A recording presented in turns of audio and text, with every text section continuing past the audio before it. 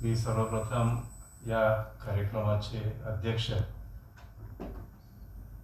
सहकार भारतीचे राष्ट्रीय मंत्री आमचे मार्गदर्शक आदरणीय उदयजी जोशी सर यांचे आभार मानतो।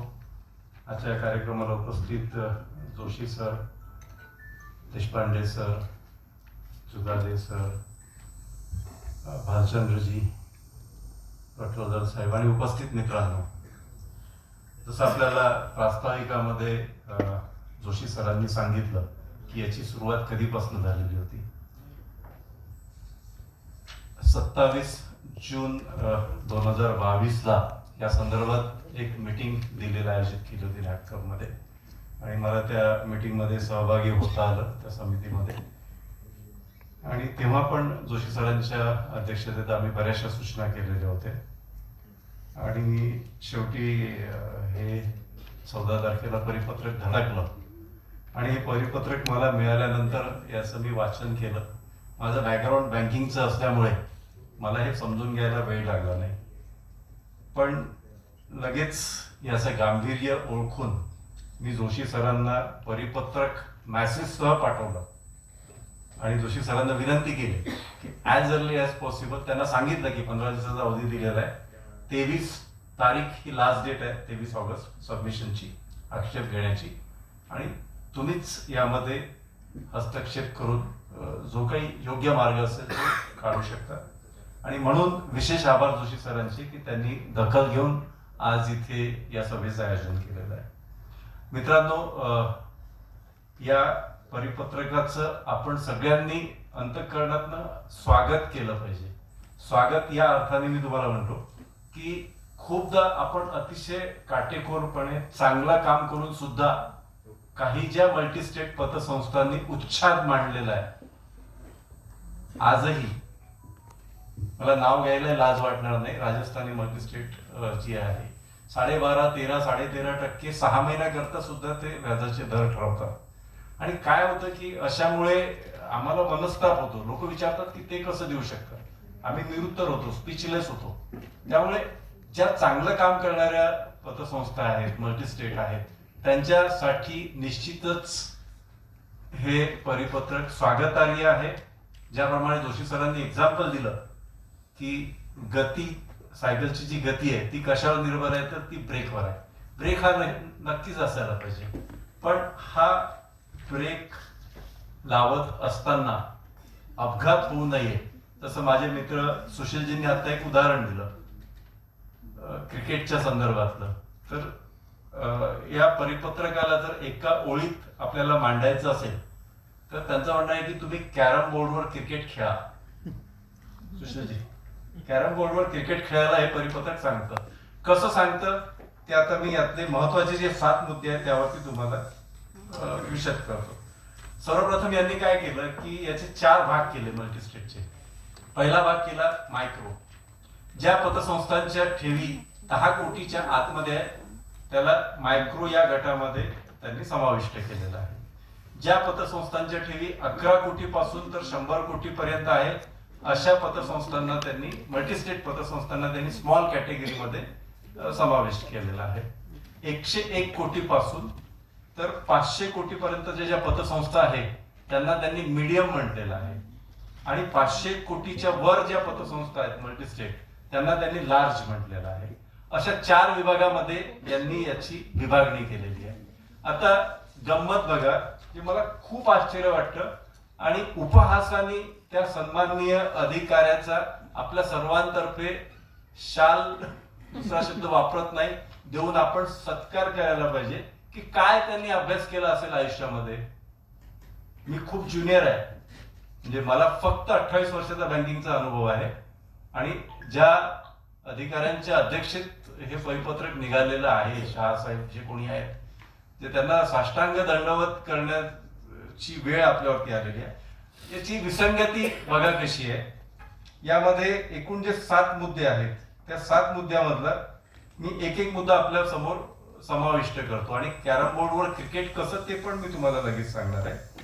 पहिला मुद्दा त्यांनी काय म्हटलेला आहे की दुसरी गोष्ट, काही लोकांना आपल्यापैकी पतसंस्थांचं महाराष्ट्र सहकारी कायदा आणि महाराष्ट्राच्या सहकार आयुक्तांनी जे एनपीएच्या संदर्भात किंवा याच आधारावर जे काही प्रुडेन्शियल नॉर्म्स आपल्याला लागू केलेले आहेत त्यामध्ये आणि यामध्ये काय विसंगती आहे ही पण आपण बघायला पाहिजे. तसं पाहिलं तर महाराष्ट्र हा आदर्श आहे सहकार्याकरता, पूर्ण देशाकरता. आणि आपण जर मल्टी स्टेट ऍक्ट काढला आणि महाराष्ट्र ऍक्ट काढला तर बहुतांशी 95% पार्ट हा महाराष्ट्र ऍक्टचा मल्टी स्टेट मध्ये आहे. दुसरी महत्वाची गोष्ट अशी की मग प्रुडेन्शियल नॉर्म्स लागू करत असताना सुद्धा महाराष्ट्रात नेमकं काय चाललेलं आहे हे या संबंधित अधिकाऱ्यांनी अवलोकन करायला पाहिजे होतं अशी आमची अपेक्षा आहे. याचं कारण असं की महाराष्ट्राचं महात्म्य ओळखूनच आदरणीय आपले सहकार मंत्री अमितजी शहा साहेब यांनी नुकतंच मागच्या 9 तारखेला पोर्टलचं लॉन्चिंग महाराष्ट्रात केलं, पुण्यात केलं. याचा अर्थ काय होता की महाराष्ट्रामध्ये सहकाराचा उगम झालेला आहे. तर पहिला मुद्दा यात दिलेला आहे. म्हणजे मला जे महत्वाचे 7 मुद्दे आढळून आलेले आहेत हे 7 मुद्दे अतिशय महत्वाचे आणि सेन्सिटिव्ह आहेत. पहिला मुद्दा यामध्ये आहे सीआरआरचा.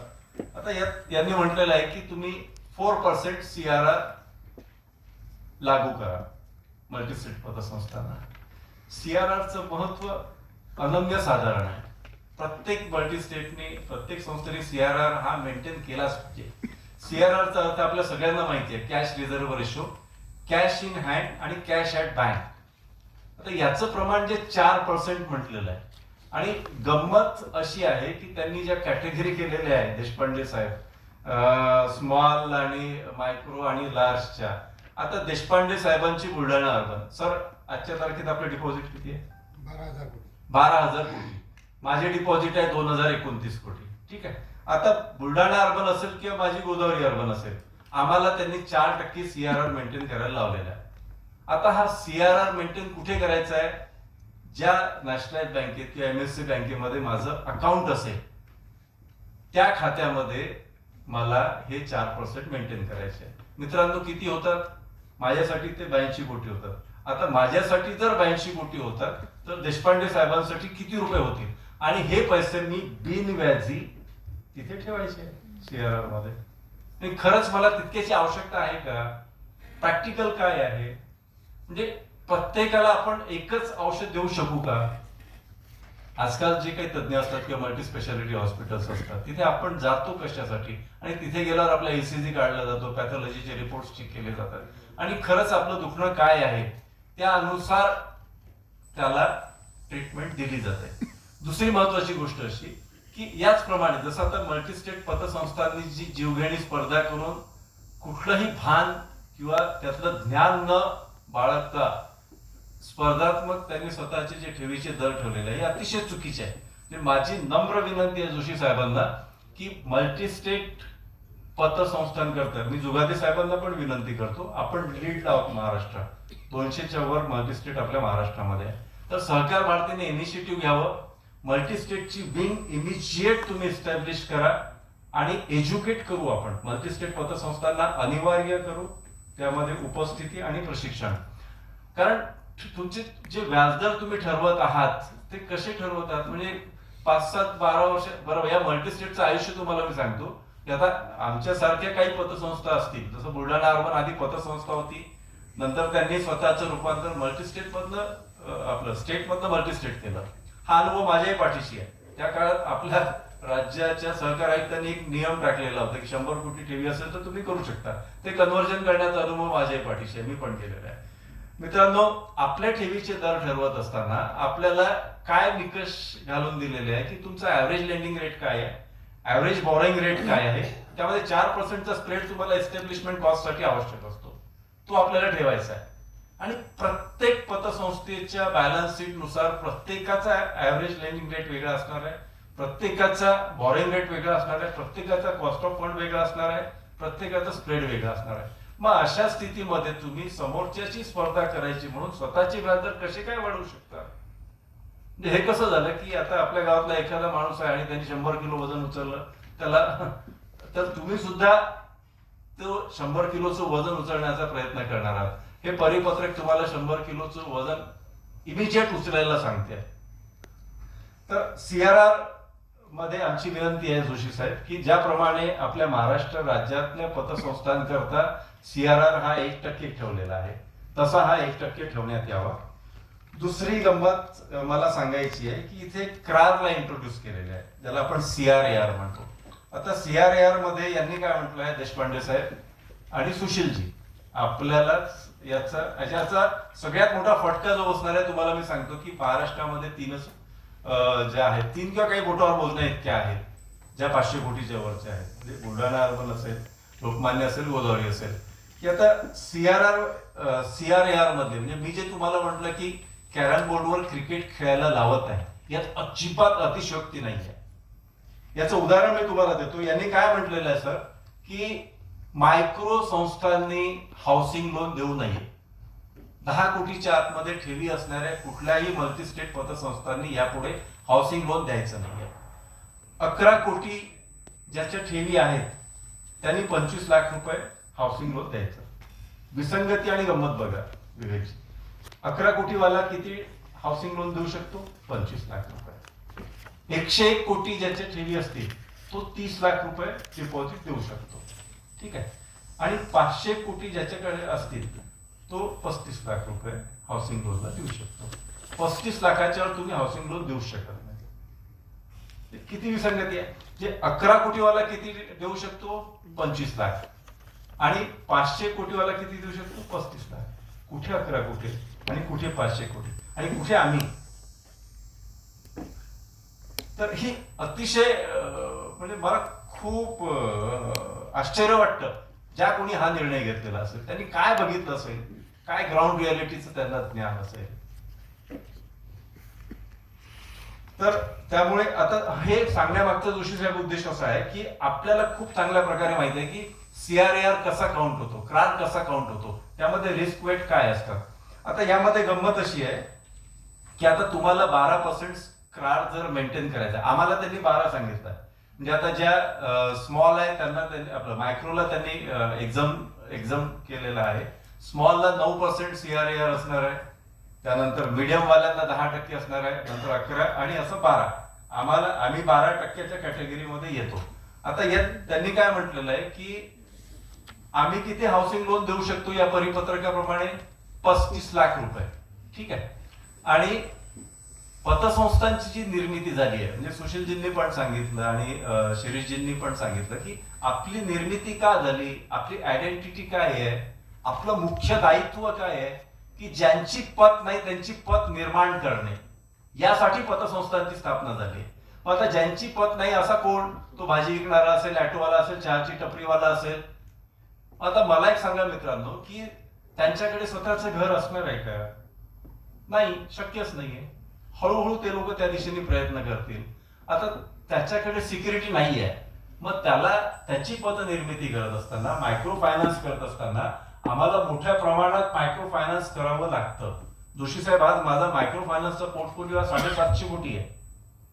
आता मला एक सांगा की जर मी मायक्रो फायनान्स केला तर यात सिक्युरिटी नसते आणि अनसिक्युअर्ड लोन असल्यामुळे मला वेटेज ऍव्हरेज किती येईल, मला प्रोव्हिजन किती करावी लागेल. आणि दुसरी गोष्ट तुम्ही काय म्हणता की तुम्ही CRAR 12% करा. सर मान्य आहे, मी करतो, मी करायला तयार आहे. मग तुम्ही इकडे मला म्हणता 35 लाखांच्यावर तुम्ही कर्ज देऊ नका. मग सिक्युअर्ड लोन करता करावी लागणारी प्रोव्हिजन, अनसिक्युअर्ड लोन करता करावी लागणारी प्रोव्हिजन, तुम्ही कुठलीही जगातली बॅलन्स शीट कितीही चांगली असेल, म्हणजे पटवर्धन साहेब आहेत आपले, त्यांची जरी बॅलन्स शीट काढली नाही अँगलने तुम्ही, तरी तुम्ही अडचणीत येऊ शकता. तुम्ही करूच शकत नाही. एक सिंगल उदाहरण तुम्ही दाखवा की या पॅरामीटरने तुम्ही आयडियल होऊ शकता. किती मोठी विसंगती आहे. काय बघतो आपण? केवळ आपल्याला त्या समितीचं अध्यक्षपद मिळालं आणि अधिकार मिळाले, याचा अर्थ नॅशनल बँकेची कॉपी पेस्ट करायची? आम्ही लोक आहोत ना. ती जी दिल्लीला नॅपकपच्या ऑफिसला झालेली मिटिंग होती 27 तारखेची, त्यात आम्हाला आश्वासन केलेलं होतं की यानंतर सुद्धा आपण परत भेटणार आहोत, परत आपली मिटिंग होईल आणि परत आपण सर्वानुमते यातनं मार्ग काढू. जोशी साहेबांनी अतिशय पोटतिडकीने त्या मीटिंग मध्ये 1.5 तास भाषण दिलेलं होतं. सगळे मुद्दे त्यांनी खोडून काढलेले होते. आज डायरेक्ट आपल्या हातात परिपत्रक आलेलं आहे. त्यामुळे आणि शासनाचं जे धोरण आहे ते अतिशय चांगलं आहे. सहकाराला इतक्या गांभीर्याने या केंद्र शासनाने घेतलंय, आदरणीय मोदी साहेबांनी घेतलेलं आहे की आधी आपण जे अडगळीत पडलेलो होतो, अक्षरशः अडगळीत पडलेलो होतो, कारण मी या मल्टीस्टेट सेक्टरमध्ये बऱ्याच वर्षापासून आहे. म्हणजे मला या फील्डचा बराच अनुभव आहे. मला इतका अनुभव आहे की मी आधी बँकर होतो. बँकर नंतर मी एका पतसंस्थेला मल्टीस्टेटचं रूपांतर केलेलं होतं. परत मी बँकिंग इंडस्ट्रीमध्ये होतो आणि आज गोदावरी अर्बन 1 कोटीपासून हातात घेतलेली होती लॉस असताना. आज ती 2,25,000 कोटीपर्यंत गेलेली आहे. तर मला हे सांगायचं आहे की CRAR हा त्या अँगलनी त्यात काहीतरी CRAR असायलाच पाहिजे. कारण आपला पतसंस्थेला सुद्धा कॅमल रेटिंग जे दिलेलं आहे, आपला जो ग्रेड ठरतो म्हणजे अ वर्ग, ब वर्ग, क ड जी काही कॅटेगरी ही असायलाच पाहिजे. यामध्ये कॅमल रेटिंग लागू करायला सांगाल, ही ऍडिशन करण्याची आवश्यकता आहे. 2 चांगल्या सूचना पण मला करायच्या आहे की एक तर कॅमल रेटिंग यामध्ये इंट्रोड्यूस करावं जे स्टेटला आहे. दुसरी गोष्ट, कमाल ठेवीचे व्याजदर ठरवण्याचं सुद्धा एक अट यामध्ये असलीच पाहिजे. कमाल. आणि ही कॉस्ट ऑफ फंड, प्रत्येक संस्थेचा कॉस्ट ऑफ फंड वेगळा असेल आणि त्याच्या कॉस्टनुसार त्यांनी तो ठरवायला पाहिजे. दुसरी महत्वाची गोष्ट होती की यामुळे हा CRAR कॅल्क्युलेट होऊ शकत नाही. मी कितीही आयडियल असेल तरी. आता सर याच कारणाने गेल्या आम्ही 3.5-4 वर्षापासून 25 लाखाच्या कर्ज देणं बंद केलं. म्हणजे मला खूप चांगले प्रपोजल्स आले, खूप मान्यवरांचे आले. मी त्यांना हात जोडून माफी मागितली. कारण मला जाणीव होती की हे भविष्यात होणार आहे. पण मल्टीस्टेट जरी आम्ही रन करत होतो तरी डे 1 पासून मी बीइंग बँकर बँकेसारखंच मेंटेन करत होतो. आधीपासून आम्ही ALR असेल किंवा ओव्हर ट्रेडिंग असेल प्रत्येक गोष्टी मॅन्युअली बघून आम्ही डे टू डे त्या मॉनिटर आणि मेंटेन करत आलेलो आहे. आता तिसरा जो मुद्दा आहे यामधला की ऍग्रीगेट एक्सपोजर लिमिटच्या संदर्भामध्ये दिलेला आहे. आता यामध्ये काय म्हणतात सर, इतकं हास्यास्पद परिपत्रक आहे की मला एक सांगा की देश एक आहे. सहकार खातं म्हणजे मोदी साहेबांनी सहकाराला महत्व दिलं. आधीच्या काळामध्ये कृषी मंत्रालयामध्ये आपण अडवळीत पडलेलो होतो. जुगादे साहेब मल्टी स्टेटच्या ऑफिसमध्ये इन्क्लुडिंग असिस्टंट रजिस्ट्रार 6 कर्मचारी असायचे. आम्हाला आमचा अधिकारी घेऊन जाऊन तिथे आम्हाला काम करून देऊन त्यांचं सहकार्य करायला लागायचं. अशा अवस्थेत आपण होतो. काही आपल्याला व्हॅल्यूच नव्हती मल्टीस्टेटला. आणि सहकाराचं महत्व आदरणीय मोदी साहेबांनी ओळखून स्वतंत्र सहकार मंत्रालय केलं. आमच्या आशा पल्लवित झाल्या. आम्हाला सहकारात आपण काम करतो तेव्हा आपलं जीवन धन्य होईल याचा सुद्धा एक आशावाद निर्माण झाला.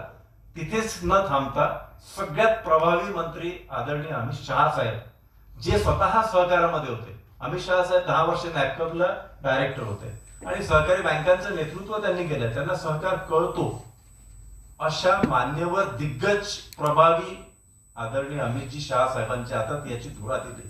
त्यानंतर खूप आमच्या आशा वाढलेल्या होत्या या सहकाराकडनं. आणि सगळं चांगलं सुरू असताना बिलचं सुद्धा आम्ही स्वागत करतो, कायद्यातल्या सुधारणांचं सुद्धा स्वागत करतो. अतिशय चांगले आणि प्रभावी कायदे केलेले आहेत. सहकाराला ऊर्जित अवस्था येईल, सहकाराचं भविष्य अतिशय प्रभावी होईल. पण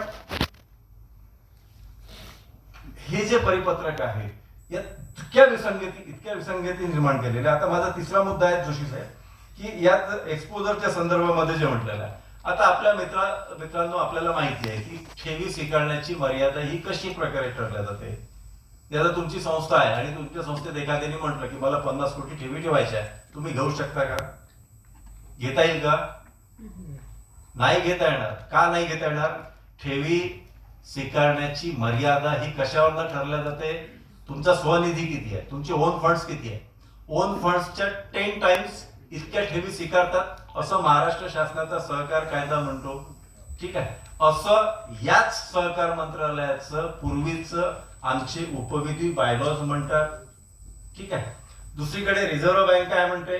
कोऑपरेटिव्ह बँकांना स्वनिधीच्या 12% ठेवी स्वीकारता येतील आणि तुम्ही ह्या परिपत्रकात म्हणताय की तुम्ही 8% स्वीकारू शकता. तुम्ही करायचं काय ठरवलेलं आहे? या परिपत्रकाच्या ऐवजी तुम्ही प्रत्येक मल्टी स्टेटला एक गोदरेजचं कुलूप द्यायला पाहिजे होतं. काय वाचलं तर काय, म्हणजे कुठल्या माइंडसेट मध्ये त्यांनी हे तयार केलंय? किंवा चक्क त्यांनी सांगायचं असतं की आता आमचं धोरणात्मक निर्णय झालेला आहे, मल्टी स्टेटनी आपले व्यवहार बंद करावे येणाऱ्या 3 वर्षात. इतकी विसंगती आहे यामध्ये. हाऊ म्हणजे कसं हे शक्य आहे, मला हे तर माझ्या कल्पनेच्या पलीकडचं आहे. आणि त्याकरता त्यांनी मुदत घालून दिलेली आहे की बाबा हे तुम्हाला 3 वर्ष म्हणजे आम्ही जे आहोत लार्ज मधले 3 वर्षाच्या आतमध्ये हे तुम्हाला करायचं आहे. कसं शक्य आहे. पॉइंट नंबर 7.4 आहे.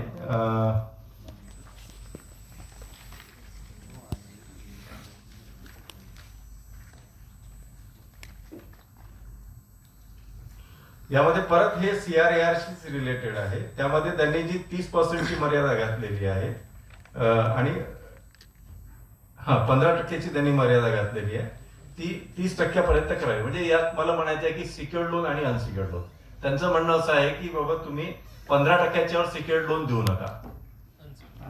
सॉरी हा 15%वर तुम्ही अनसिक्युअर्ड लोन देऊ नका अशी त्यांची अपेक्षा आहे.